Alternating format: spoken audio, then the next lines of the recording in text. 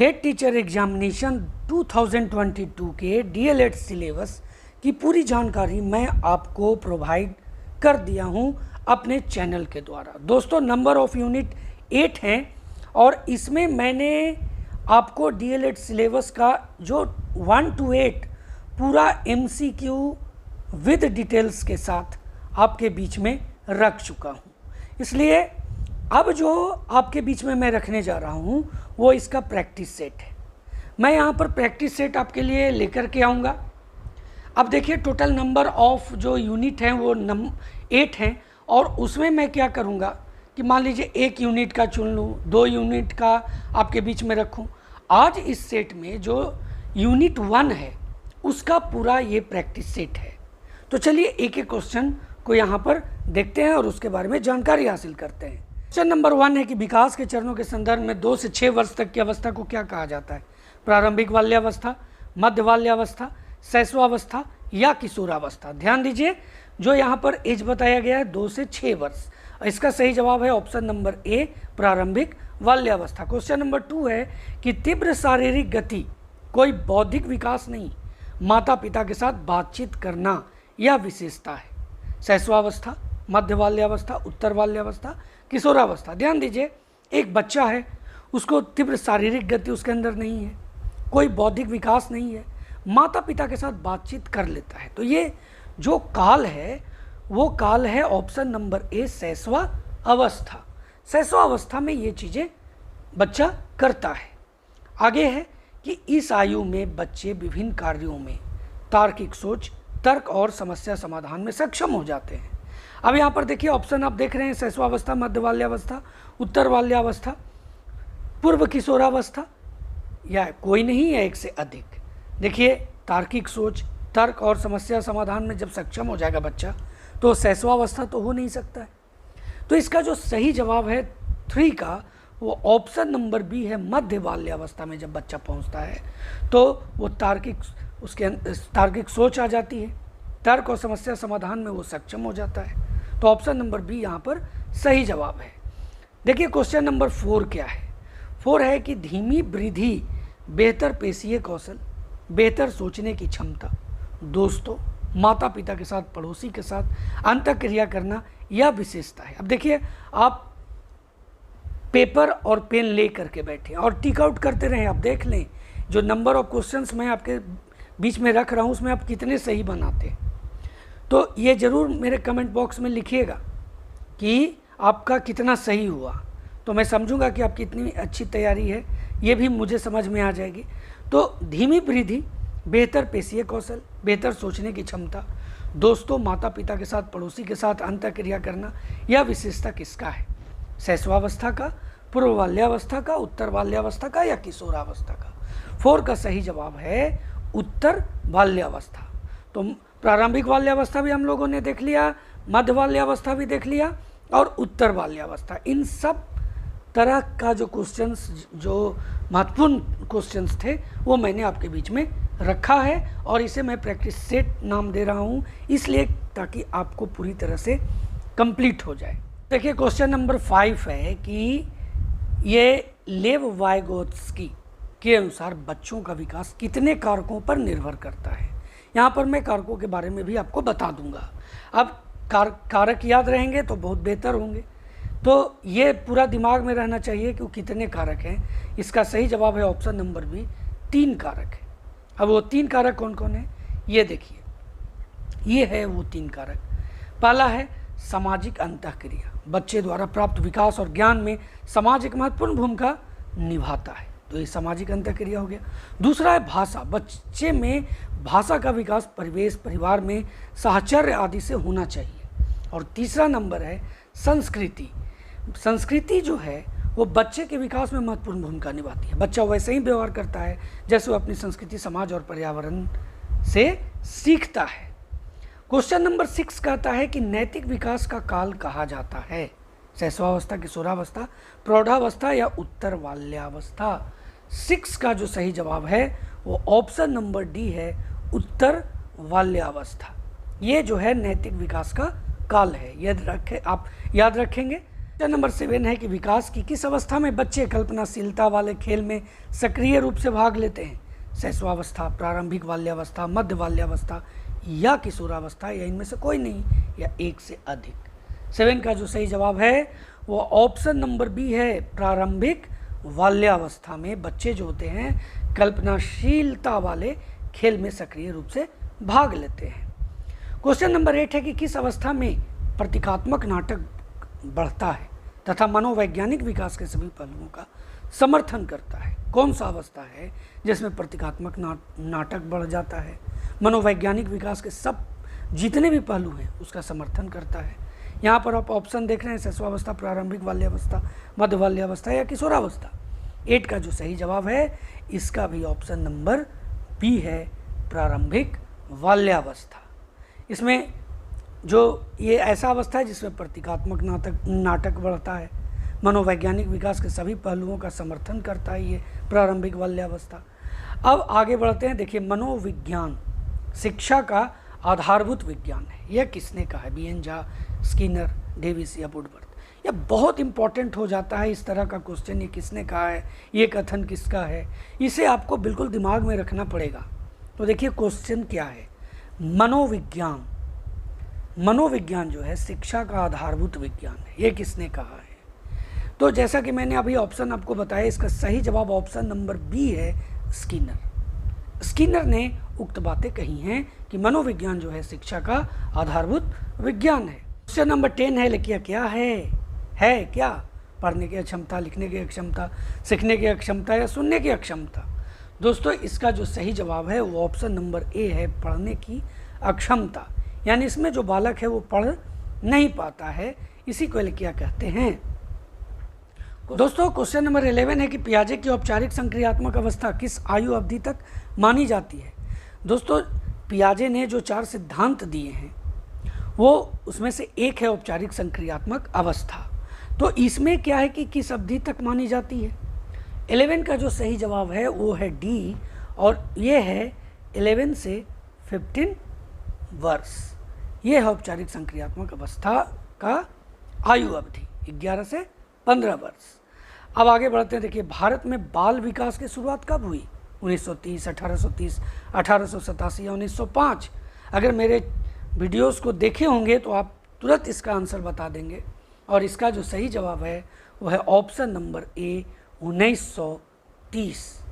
Question number 13 है कि विकास जो है व्यक्ति में नवीन विशेषताएं और योग्यताएं प्रस्फुटित करता है, यह कथन किसका है? देखिए, ध्यान दीजिए, विकास व्यक्ति में नवीन विशेषता और योग्यताएं प्रस्फुटित करता है, यह कथन किसका है? हरलॉक, जेम्स ड्रेवर, मैकडूगल या मुनरो? तो इसका जो सही जवाब है वो ऑप्शन नंबर ए है, हरलॉक ने कहा है कि विकास व्यक्ति में नवीन विशेषताएं और योग्यताएं प्रस्फुटित करता है।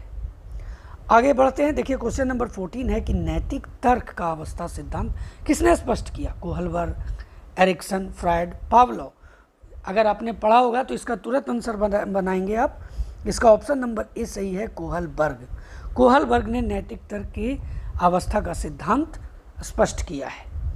क्वेश्चन नंबर 15 है कि किस मनोवैज्ञानिक के अनुसार विकास एक सतत और धीमी प्रक्रिया है? विकास एक सतत और धीमी प्रक्रिया है, किस के अनुसार, किस मनोवैज्ञानिक के अनुसार? कॉल्सनिक, पियाजे, स्किनर या हरलॉक? 15 का जो सही जवाब है वो ऑप्शन नंबर सी है, स्किनर। इन्होंने क्या कहा है? विकास एक सतत और धीमी प्रक्रिया है, स्किनर के कहना है ये। व्यक्तित्व विकास की अवस्था क्या है?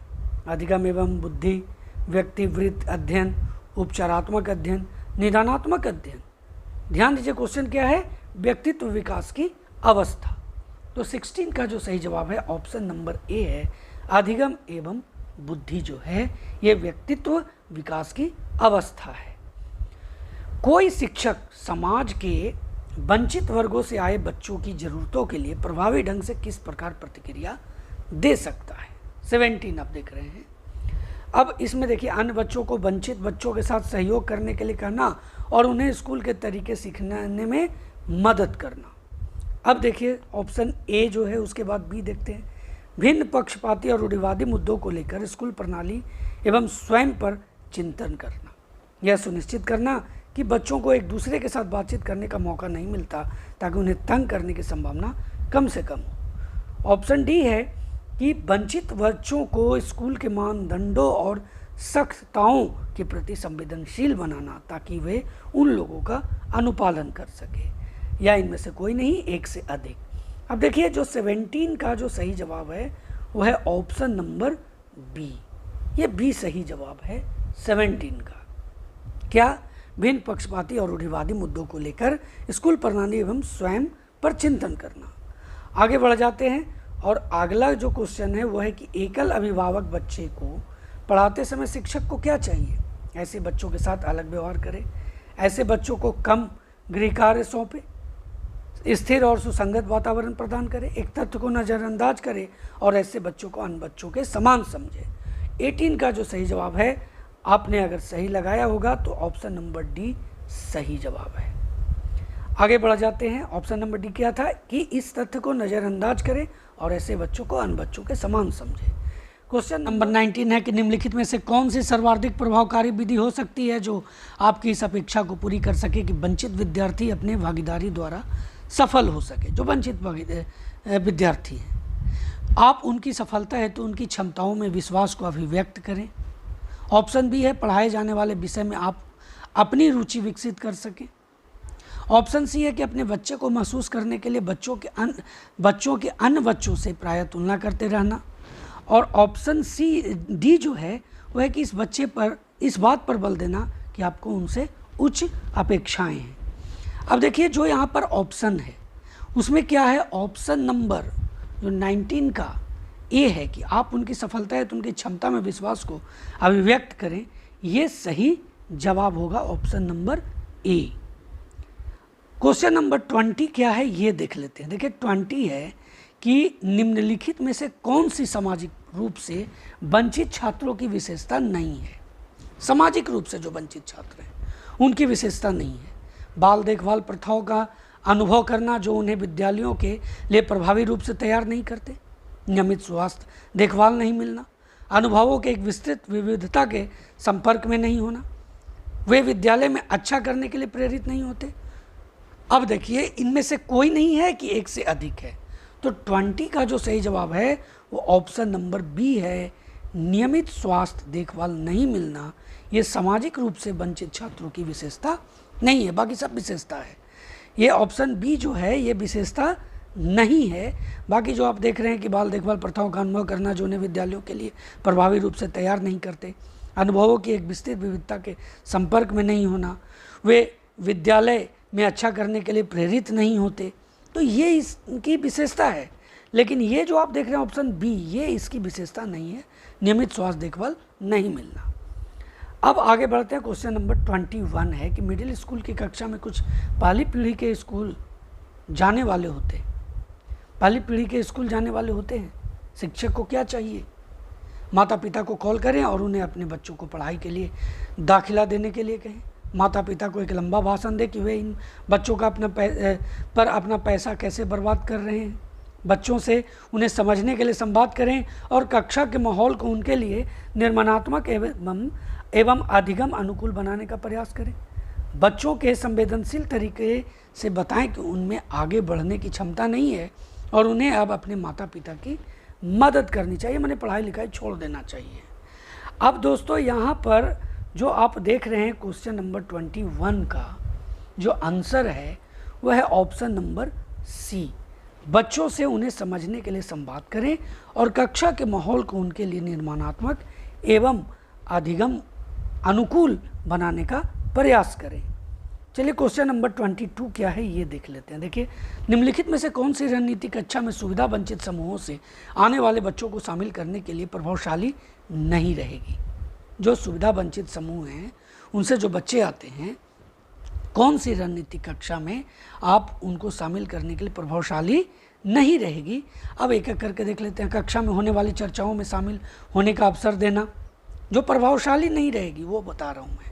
विद्यालय की सभी गतिविधियों में बच्चों की सहभागिता सुनिश्चित करना, बच्चे की उपस्थिति और ठहराव की नियमित निगरानी करना, समूह संबद्धता के आधार पर पृथक पृथक बैठने की व्यवस्था करना, 22 का जो सही जवाब है वो ऑप्शन नंबर डी है, समूह संबद्धता के आधार पर पृथक पृथक बैठने की व्यवस्था करना। ये जो है दोस्तों ये प्रभावशाली नहीं रहेगी, बाकी सभी प्रभावशाली रहेगी।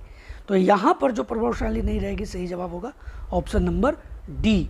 23 क्वेश्चन है कि सामाजिक और आर्थिक रूप से वंचित बच्चों की शिक्षा के लिए क्या उचित है? विशिष्ट पाठ्यक्रम, सहायक सरकारी नीति, शिक्षकों द्वारा पिटाई किया जाना, शिक्षकों को केवल तीव्र बुद्धि वाले बच्चों को नियमित कक्षाओं में पढ़ाना, एक से अधिक या इनमें से कोई नहीं। क्वेश्चन क्या था मैं एक बार फिर आपको बताता हूँ। देखिए, सामाजिक और आर्थिक रूप से जो वंचित बच्चे हैं शिक्षा के लिए उचित है, किस तरह के वंचित बच्चों की शिक्षा के लिए इसमें से क्या उचित है? तो 23 का जो सही जवाब है वो ऑप्शन नंबर बी है, सहायक सरकारी नीति। ये जो है वंचित बच्चों की शिक्षा के लिए उचित है, बाकी जो भी आप देख रहे हैं ना वो नहीं है उचित। अब आगे पढ़ते हैं। देखिए, क्वेश्चन नंबर 24 है कि वंचित पृष्ठभूमि के शिक्षार्थियों को, यहाँ पर एक एक ऑप्शन देखिए, व्यावसायिक शिक्षा दी जानी चाहिए ताकि वे अपने माता पिता के पैसे के अनुकरण कर सके। 24 की मैं बात कर रहा हूँ, तो ऑप्शन नंबर जो ए है वो नहीं होगा। ऑप्शन बी जो है कि नियमित विद्यालयों में डाला जाना चाहिए तथा सभी शिक्षार्थियों के सामाजिक सांस्कृतिक संदर्भ में उन्हें पाठ्यचर्या अपनाने तथा सीखने में मदद करने का प्रयास करना चाहिए, ये होगा। किसी भी प्रकार की शिक्षा नहीं दी जानी चाहिए, ऐसा तो हो ही नहीं सकता। विभिन्न विद्यालयों में शिक्षा ग्रहण करनी चाहिए और क्योंकि उनकी संज्ञानात्मक योग्यता अन्य शिक्षार्थियों से मेल नहीं खाती, तो ऑप्शन नंबर डी भी गलत होगा। तो दोस्तों इसका जो सही जवाब हुआ 24 का वो कौन सा हुआ, जो मैंने अभी बताया आपको, ऑप्शन नंबर बी, ये सही जवाब इसका है। आगे बढ़ जाते हैं। देखिए, क्वेश्चन नंबर 25 है कि अध्यापक को अपनी कक्षा में सुविधा वंचित वर्ग से आने वाले बच्चों के लिए क्या करना चाहिए? विद्यालय से बाहर अतिरिक्त मदद लेने के लिए करना चाहिए, विद्यार्थियों के लिए विशेष अनुभाग बनाने चाहिए, योग्यता आधारित समूह बनाने चाहिए, सहयोगात्मक समूह बनाने चाहिए जो अधिगम के संवर्धन के लिए समूह विविधता का इस्तेमाल कर सके। दोस्तों 25 का आपने सही अर्थ समझा होगा अगर आपने लगाया होगा ऑप्शन नंबर डी कि सहयोगात्मक समूह बनाने चाहिए जो अधिगम के संवर्धन के लिए समूह विविधता का इस्तेमाल कर सके। ये अध्यापक को अपनी कक्षा में सुविधा से जो वंचित वर्ग से आने वाले बच्चे हैं उनके लिए करना चाहिए। 26 है कि किस क्षेत्र में बधिर बच्चे वहनीय बच्चों की तुलना में सापेक्षहीनता दिखाते हैं, जो सामान्य बच्चे हैं उसके मामले में। 26 में हम लोग एक एक करके देखते हैं। देखिए, सामाजिक भावनात्मक विकास, भाषा विकास, व्यक्तिगत और सामाजिक विकास, शैक्षणिक प्रगति। अब देखिए यहाँ पर जो सच्चाई है, जो सही बात, जो सही आंसर है कि जो किस क्षेत्र में बधिर बच्चे वहनीय बच्चों की तुलना में सापेक्षहीनता दिखाते हैं, तो वहाँ हो जाता है भाषा विकास। वो अच्छी तरह से भाषा का अवलोकन नहीं कर पाते और इसमें वो सापेक्षहीनता दिखाते हैं। तो ऑप्शन नंबर बी इसका सही जवाब है। 27 है कि शिक्षण संस्थानों में सम्मिलित समाजशास्त्रीय प्रक्रियाओं का विश्लेषण निम्नलिखित में से किसका एक विशिष्ट प्रयोजन है? शिक्षा का समाजशास्त्र, शिक्षा का मानवशास्त्र, सांस्कृतिक मानवशास्त्र, शिक्षा की रणनीति। 27 दोस्तों 27 का जो सही जवाब है ऑप्शन नंबर ए है, शिक्षा का समाजशास्त्र। क्या है क्वेश्चन, ध्यान दीजिए। शिक्षण संस्थानों में सम्मिलित जो समाजशास्त्रीय प्रक्रियाओं का विश्लेषण निम्नलिखित में से किसका एक विशिष्ट प्रयोजन है? तो ये भी जो आप देख रहे हैं इसका ऑप्शन नंबर ए सही है, शिक्षा का समाजशास्त्र।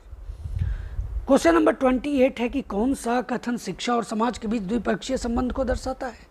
विद्यालय एक लघु सामाजिक व्यवस्था है, समाज ने विद्यालय खोलने की योजना बनाई है, विद्यालय समाज का एक प्राणी है, विद्यालय समाज द्वारा स्वयं को फिर से बनाने के लिए बनाया गया है।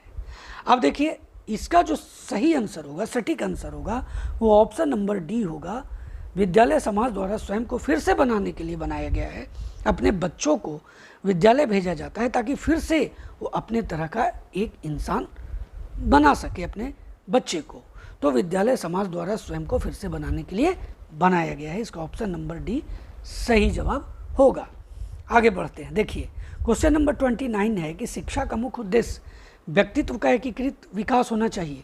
इस संबंध में एक मॉडल किसने पेश किया है? ध्यान दीजिए, क्वेश्चन इस तरह का जो क्वेश्चन आता है उसको आपको कम से कम 1 से 2 बार पढ़ना चाहिए, तो बहुत से आंसर आपको मिल जाएंगे। देखिए क्या है कि शिक्षा का मुख्य उद्देश्य व्यक्ति का एकीकृत विकास होना चाहिए। इस संबंध में एक मॉडल पेश किया गया है। वो किसने किया? टैगोर, तिलक, अरविंद या विवेकानंद।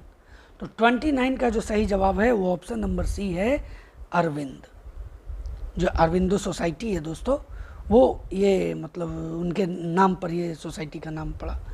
वही मॉडल पेश किए। कौन? किसने? अरविंद ने।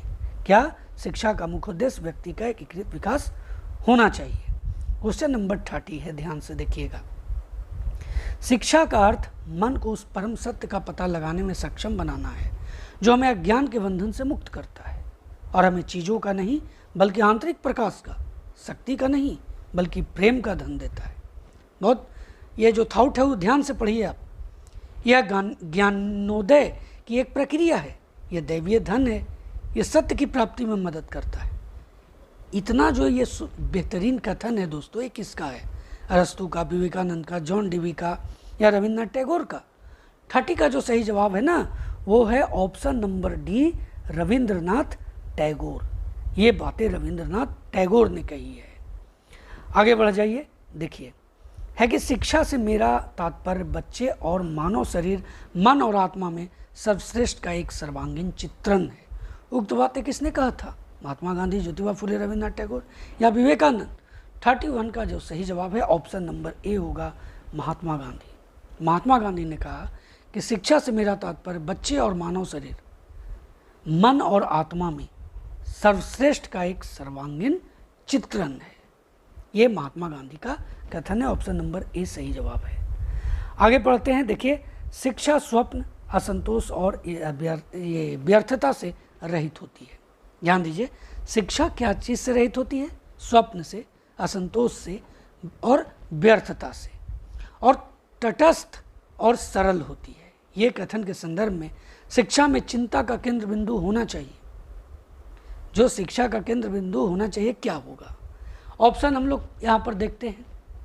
तटस्थता का विकास करना, सीखने की प्रक्रिया में अवैयक्तिक जुड़ाव को बढ़ावा देना, शिक्षार्थियों की गहरी व्यक्तिगत सहभागिता सुनिश्चित करना, शिक्षकों की भूमिका एक दर्शक की है।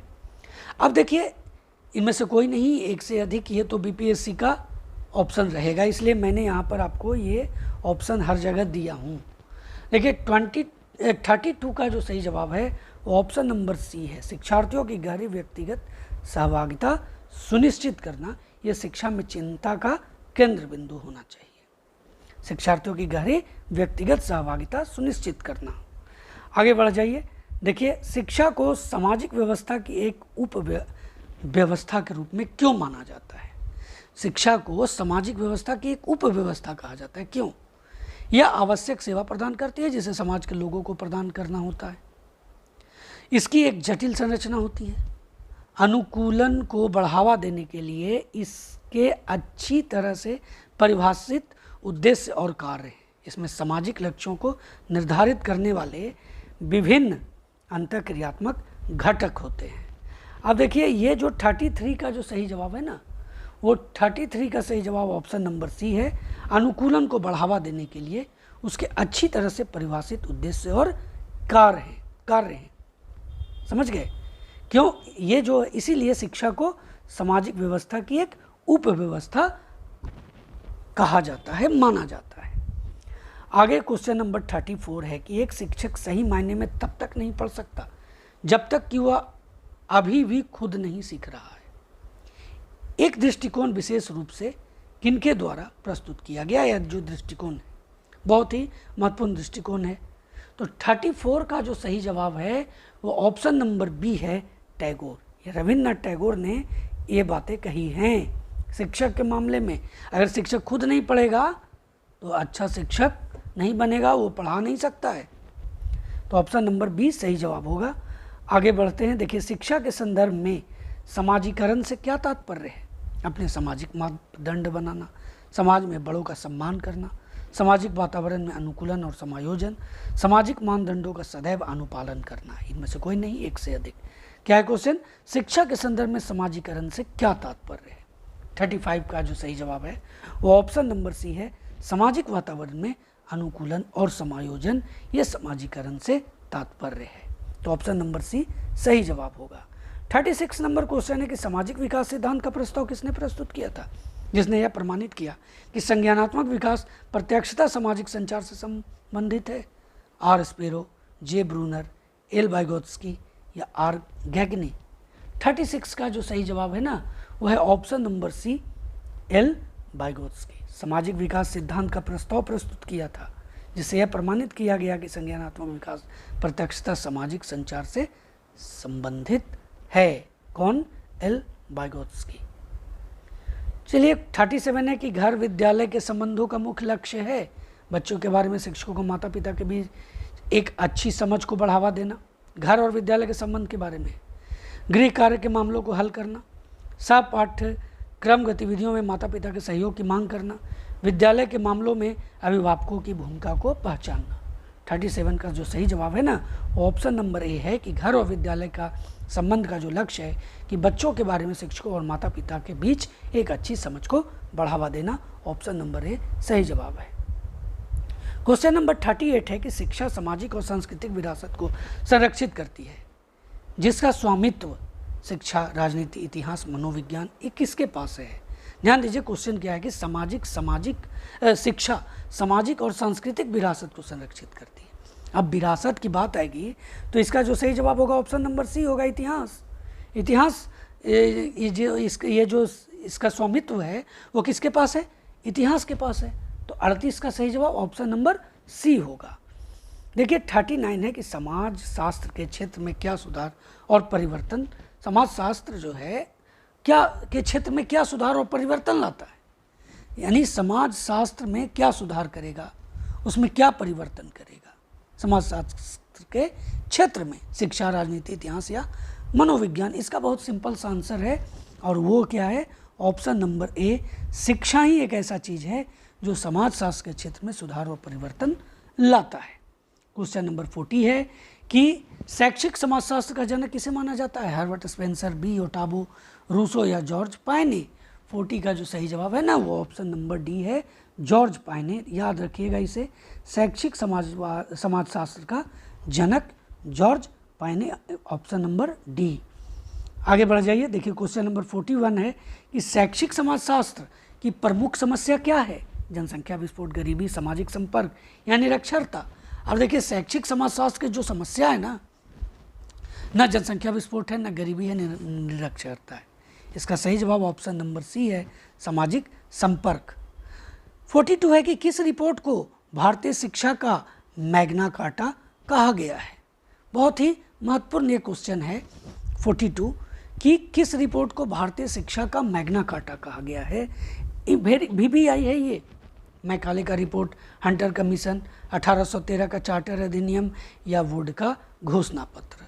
देखिए इसका जो सही जवाब है ना 42 का ऑप्शन नंबर डी है, वुड का घोषणा पत्र 1854 में ये आया। तो ये आपको याद रखना है, वुड का जो घोषणा पत्र है वो अंग्रेजी शिक्षा का ये मैग्ना कार्टा भी कहा गया और भारतीय शिक्षा का भी मैग्ना कार्टा इसे कहा गया है। आज तक भारतीय शिक्षा प्रणाली में इसके प्रावधानों का पालन किया जा रहा है, जैसे अनुदान प्रणाली और संबद्ध संस्थान जो वुड के प्रेषण के बाद पेश किए गए थे। 43 क्वेश्चन नंबर है कि निम्नलिखित में से कौन सा विश्वविद्यालय 1857 के दौरान स्थापित पहले 3 विश्वविद्यालयों में से एक नहीं है? कलकत्ता, बॉम्बे, मद्रास या दिल्ली। देखिए ये जो 1857 के दौरान स्थापित जो 3 विद्यालय थे वो ऊपर के 3 हैं, ये दिल्ली इसके अंतर्गत नहीं आता। ऑप्शन नंबर डी होगा 43 का। अब आगे बढ़ जाते हैं। देखिए 44 है कि निम्नलिखित में से किस शिक्षा आयोग की रिपोर्ट में उप शीर्षक राष्ट्रीय विकास के लिए शिक्षा है? ध्यान दीजिए, किस शिक्षा आयोग की रिपोर्ट में उप शीर्षक जो राष्ट्रीय विकास के लिए शिक्षा ये है? राधाकृष्णन आयोग, मुदालियार आयोग, कलकत्ता विश्वविद्यालय शिक्षा आयोग या कोठारी आयोग। मैं फिर से क्वेश्चन पढ़ रहा हूँ, किस शिक्षा आयोग की रिपोर्ट में उप शीर्षक राष्ट्रीय विकास के लिए शिक्षा? बहुत इंपॉर्टेंट ये क्वेश्चन है, इसलिए मैं इसे 2-3 बार आपके बीच में रिपीट किया। 44 का जो सही जवाब है ऑप्शन नंबर डी है, कोठारी आयोग। अब आगे बढ़ जाइए। देखिए 45 है कि निम्नलिखित में से किस पुस्तक को बहुविषयक शिक्षा के लिए महत्व दिया जाता है? अभिज्ञान, शकुंतलम, ऋग्वेद, उपनिषद या कादम्बरी। इसका सही जवाब ऑप्शन नंबर डी है, कादम्बरी, बाणभट्ट के द्वारा लिखा हुआ है। तो ये जो ऑप्शन नंबर डी है ये सही जवाब होगा। 45 में आगे देखते हैं। देखिए, बाणभट्ट की कादंबरी जैसी प्राचीन भारतीय साहित्य कृतियाँ अच्छी शिक्षा को परिभाषित करती है, जो 24 कलाओं के ज्ञान का अधिकार देती है। तो ये भी आप नोट कर सकते हैं। क्वेश्चन नंबर 46 है कि शिक्षा के 10+2+3 पैटर्न के लिए सर्वप्रथम सुझाव किसने दिया। दोस्तों ऑप्शन देख रहे हैं आप, बम्बई विश्वविद्यालय आयोग, मद्रास विश्वविद्यालय आयोग, कलकत्ता विश्वविद्यालय आयोग, दिल्ली विश्वविद्यालय आयोग। अब ये जो भी आप देख रहे हैं आप इसे नोट भी कर सकते हैं। इसमें जो ईस्वी दी हुई है वो बहुत ही इंपॉर्टेंट हो जाएगा। तो 46 का जो सही जवाब है ना वो है ऑप्शन नंबर सी, कलकत्ता विश्वविद्यालय आयोग 1917-19। 47 है कि ऑपरेशन ब्लैक बोर्ड नामक कार्यक्रम कब शुरू किया गया था। देखिए, ऑपरेशन ब्लैक बोर्ड जो किया गया इसकी शुरुआत वो राष्ट्रीय शिक्षा नीति 1986 से की गई थी। तो ऑप्शन आप देख रहे हैं 86, 87, 87, 88, 88, 90 या 90, 91। इसका जो 47 का सही जवाब है वो ऑप्शन नंबर बी है, 87, 88। यह सही जवाब होगा बी। नंबर 48 है कि ऑपरेशन ब्लैक बोर्ड कार्यक्रम का उद्देश्य है प्राथमिक विद्यालयों में शिक्षा के लिए बुनियादी सुविधाएं जुटाना। यह उद्देश्य है। एक शिक्षक वाले विद्यालय में एक और शिक्षक की व्यवस्था करना, ये भी उद्देश्य है। सभी स्तर पर गणित व विज्ञान की पढ़ाई का स्तर ऊंचा उठाना, ये सभी उद्देश्य हैं। यानी इसका जो जवाब होगा इस सवाल का वो होगा एक से अधिक। ऑप्शन नंबर डी है उपयुक्त में से एक से अधिक। क्वेश्चन नंबर 49 है कि ज्ञान का मतलब क्या नहीं है। सोचना और करना, अर्थपूर्ण शिक्षा, जानकारी का संग्रहण और पुनः प्राप्ति, स्वयं और दुनिया की भावना बनाना। 49 का जो सही जवाब है वो ऑप्शन नंबर सी है, जानकारी का संग्रहण और पुनः प्राप्ति। ये ज्ञान का मतलब नहीं है। सोचना और करना है, अर्थपूर्ण शिक्षा है, स्वयं और दुनिया की भावना बनाना, ये ज्ञान का मतलब है। जानकारी को आप संग्रहित कर लें और उसको पुनः फिर से प्राप्त करें, ये जो है ये ज्ञान का मतलब नहीं है। क्वेश्चन नंबर 50 क्या है ये देख लेते हैं। देखिए 50 है कि नवीन ज्ञान की प्राप्ति होती है ज्ञान स्थानांतरण के द्वारा, रटने के द्वारा, अनुभव द्वारा, नवीन अर्थ ढूंढने के द्वारा, नवीन अर्थ सामान्य रूप में मिल जाता है। तो 50 का जो सही जवाब है ना वो ऑप्शन नंबर सी है कि अनुभव द्वारा नवीन अर्थ ढूंढने के द्वारा नवीन ज्ञान की प्राप्ति होती है। ऑप्शन नंबर सी इसका सही जवाब होगा। अब देखिए आगे है कि बालकों में अधिगम। बालकों में जो अधिगम है वो ज्ञान को रटने से होता है, पाठ्यक्रम को पढ़ने से होता है, शिक्षक द्वारा ज्ञान का स्थानांतरण द्वारा होता है, क्रिया करके होता है। अब इसमें सही जवाब कौन है? तो इसका सही जवाब है ऑप्शन नंबर डी, और वो क्या है? वो है क्रिया करके होता है बालकों में अधिगम। क्वेश्चन नंबर 52 है कि एक अध्यापक को दिए गए किसी कार्यकलाप में छात्रों की विभिन्न त्रुटियों का विश्लेषण करना चाहिए। क्यों करना चाहिए? जो कार्यकलाप में छात्रों की जो विभिन्न त्रुटियां हैं उसका विश्लेषण क्यों करना चाहिए एक अध्यापक को, जो कार्यकलाप सौंपा है? देखिए यहाँ पर एक एक ऑप्शन देखते हैं। त्रुटियों की समझ अध्यापन अधिगम प्रक्रिया के लिए अर्थपूर्ण है, बिल्कुल ये सही है। इसके आधार पर वह ज़्यादा त्रुटि करने वाले छात्रों को दूसरे छात्रों से अलग कर सकती है, ये नहीं होगा। सी है कि अधिगम केवल त्रुटियों के शोधन पर निर्भर है, ये भी नहीं होगा। इसके आधार पर वह दंड की मात्रा निर्धारित कर सकता है, तो ये भी नहीं होगा। सही जवाब होगा ऑप्शन नंबर ए। आगे बढ़ जाते हैं। देखिए 53 है कि बच्चों द्वारा गणितीय तालिका का सीखना किसका उदाहरण है?